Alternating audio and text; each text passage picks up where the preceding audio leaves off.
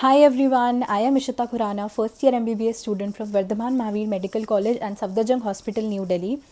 तो एक ऐसा क्वेश्चन जो मेरे पास बहुत एस्पिरेंट्स मुझसे पूछ रहे थे वो ये है कि दीदी आप हमें एक फिक्स ड्यूरेशन बताओ या ऐसा टाइम बताओ कि हम दिन में कितने घंटे पढ़ाई करें कि जिससे हमारा नीट में सिलेक्शन हो जाए। तो इसका एक ही आंसर है जो मैं आपको सबको बताऊंगी, वो ये है कि इसका कोई आंसर नहीं है, क्योंकि मैं आपको कुछ भी ऐसा एक फ़िक्स टाइम नहीं बता सकती कि आप 10 घंटे पढ़ाई कर लो तो आपका सिलेक्शन हो जाएगा। फॉर एग्जाम्पल मैं आपको बोल दूँ कि आप 10 घंटे पढ़ाई कर लो और आपका हो जाएगा। अब आप 10 घंटे में क्या कर रहे हो, एक कोई टॉपिक लेके बैठ गए और 10 घंटे लेके उसको बैठे रहे और बीच बीच में इधर उधर सोच रहे हो और या फिर टाइम वेस्ट कर रहे हो और पढ़ाई नहीं कर रहे हो और अब बोल रहे हो कि मैंने तो 10 घंटे पढ़ाई कर लिया, मेरा हो जाएगा सिलेक्शन। तो इसलिए मैं हमेशा बोलती हूँ कि ऐसे पढ़ाई करने से कि आप टाइम लिमिट के अकॉर्डिंग पढ़ाई कर रहे हो ना, आपको टाइम लिमिट पढ़ाई के अकॉर्डिंग करनी है। आपको क्या करना है, हमेशा इसका सॉल्यूशन ये होता है कि आप एक टारगेट ओरिएंटेड स्टडी करो। टारगेट ओरिएंटेड स्टडी क्या है उसके बारे में मैंने अपनी प्रीवियस वीडियो में भी बोला था, तो अगर आपने नहीं देखी है तो वो ज़रूर देख लेना। आप अपने टारगेट सेट करो और उसके पीछे पागल हो जाओ कि अगर मैंने सेट कर लिया ना आज ये टारगेट तो मुझे पूरा करना ही है। तो फिर आप कभी भी ये नहीं सोचोगे कि उसमें कितना टाइम लग रहा है या कहीं मैं मतलब ऐसा तो नहीं है कि मैंने ज़्यादा पढ़ लिया, ऐसे नहीं सोचोगे। आप कभी सोचोगे भी नहीं कि कितना टाइम जा रहा है। हाँ, पर ये आपको चीज़ ज़रूर ध्यान रखनी है कि हम कहीं बहुत एक्सेस टाइम तो नहीं दे रहे हैं या मतलब हम उतना कर रहे हैं जितना ज़रूरत नहीं है। आपको एक अप्रॉक्सीमेट एक अच्छा अप्रोप्रिएट अमाउंट ऑफ टाइम एक टॉपिक को देना है जिससे आप उस टॉपिक को इतना अच्छा कर सको कि आपको लगे कि हाँ अब इस टॉपिक में से अगर मेरा क्वेश्चन आ गया कोई भी नीट में तो मैं वो सॉल्व कर पाऊंगा या कर पाऊंगी।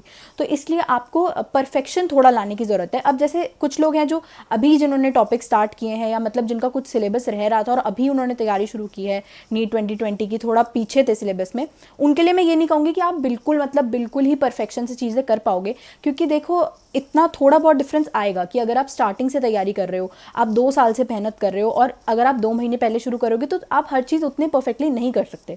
पर उस सिचुएशन में आपको क्या करना है, आपको स्मार्टली काम करना है। आपको ये देखना है कौन से कॉन्सेप्ट्स हैं, कौन से टॉपिक्स हैं जिसमें से बार बार क्वेश्चन आ रहे हैं और वही अच्छे से स्ट्रॉन्ग कर रहे हो। तो उसको इस लेवल पर स्ट्रॉन्ग कर लो एटलीस्ट कि आपको लगे कि इसमें से अगर क्वेश्चन आ गया तो मेरा सही हो जाएगा उतना। लेकिन जो नीट 2022 के या 2021 के एस्पिरेंट्स हैं उनके लिए मैं यही सजेस्ट करूँगी कि आपको अपना टॉपिक जो भी जिस दिन पढ़ाया जाता है उसी दिन कंप्लीट करना है, चाहे कैसे भी आप करो।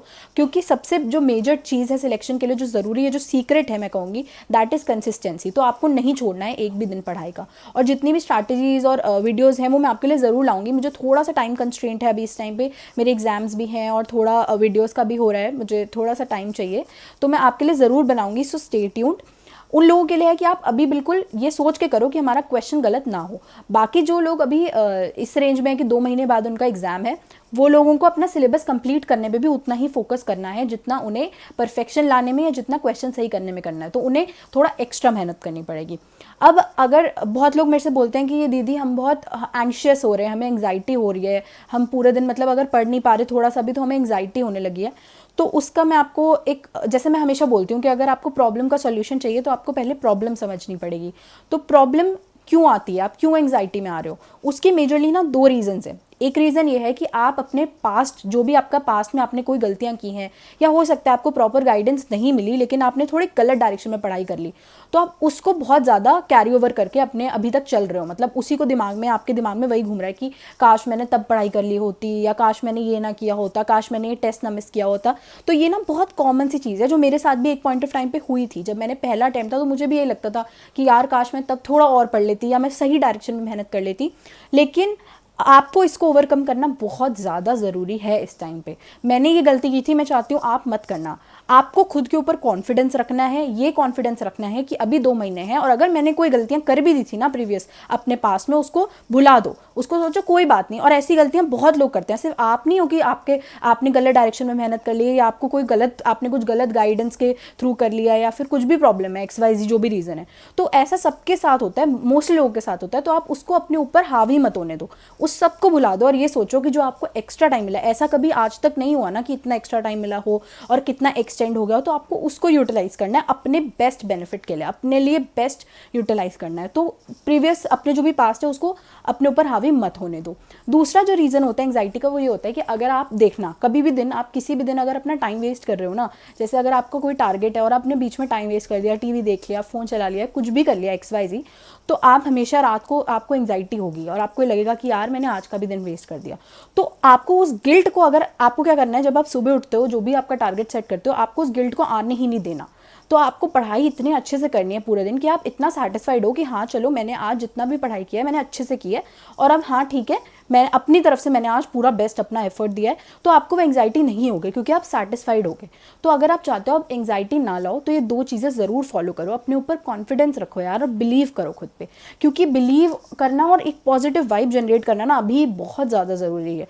और जो कर लेगा ना उसका सिलेक्शन हो जाएगा। देखो इतना बहुत थोड़ा सा ही फ़र्क होता है। अभी जो कुछ बच्चे ऐसे होंगे जो अभी कॉन्फिडेंस रखेंगे, शांति रखेंगे, काम रखेंगे, और उनका ना लास्ट में सिलेक्शन हो जाएगा। और कुछ ऐसे होंगे जो अभी भी बहुत मतलब डिप्रेशन से बाहर ही नहीं आएंगे। तो थोड़ा सा ही फ़र्क है बस सिलेक्शन होने वाले में और नहीं होने वाले में।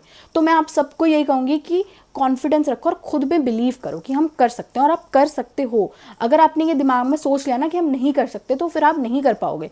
आप सोच लो कि हमें करना ही है और हम कर सकते हैं, हम क्यों नहीं कर सकते हैं। कोई भी इंसान कुछ भी कर सकता है। आप हिस्ट्री क्रिएट करो, आप ये कहो कि मैंने, अगर मेरा नहीं इतना सिलेबस बचा है, मेरा 40% सिलेबस बचा हुआ है अभी, तो अभी मैं करके दिखाऊंगा सिलेक्शन अपना।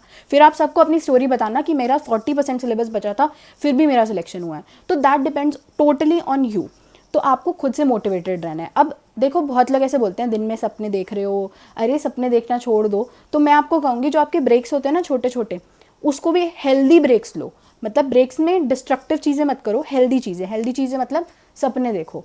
ऐसे नहीं कि मतलब 2 घंटे बैठ के सपने ही देख रहे हैं।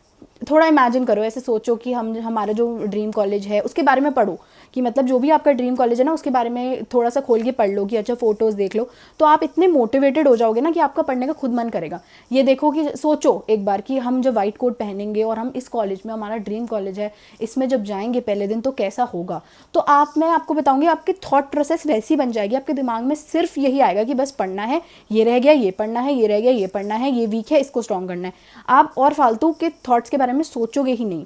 तो आपको अपने दिमाग में ऐसा पॉजिटिव एटमॉस्फेयर जनरेट करना है जिससे कि आप बहुत पॉजिटिव रहो और आपका खुद ही पढ़ने का मन करे। ये उन सब लोगों के लिए जो बोल रहे हैं हमारा पढ़ने का मन नहीं कर रहा है, हम ड्रॉप हमने लिया था तो अब ड्रॉप तो ले लिया था उस टाइम पे, लेकिन अब हम इतना पढ़ पढ़ के बोर हो गए हैं कि अब हमारा पढ़ने का ही नहीं मन कर रहा। यार मैं बिल्कुल समझ सकती हूँ आपकी सिचुएशन, क्योंकि मैं खुद एक ड्रॉपर थी। मैं समझ सकती हूँ जब नीट के बाद एम्स वाला फेज था तब भी मेरे को लगा था कि यार अब मैं बोर हो गई हूँ और बॉन्ड नहीं पढ़ सकती। बट आपको अब आपके लिए नीट ही सब कुछ है, तो आप अभी नहीं छोड़ सकते। आप ये सोचो हमने स्टार्ट क्यों किया था। अगर आप एक ड्रॉपर हो ना तो आप सबसे ज़्यादा स्ट्रॉन्ग हो, ये बात आप ध्यान रख लो। अगर आप सेकंड ईयर ड्रॉपर हो, थर्ड ईयर, तो आपसे ज़्यादा स्ट्रॉन्ग कोई भी नहीं है, क्योंकि आपके अंदर इतना करेज है कि आपने ड्रॉप लेने का डिसीजन लिया। क्योंकि हर कोई नहीं ले सकता 1 साल का ड्रॉप, हर कोई अपने ड्रीम्स के पीछे इतना पागल नहीं हो सकता जितने आप हो। तो अगर आप हो ना और आपने इतनी मेहनत की है पिछले 2 साल से या 3 साल से, तो अब आप मुझे प्रॉमिस करो कि अब आप आके नहीं छोड़ोगे। ये मुझे आप प्रॉमिस करोगे।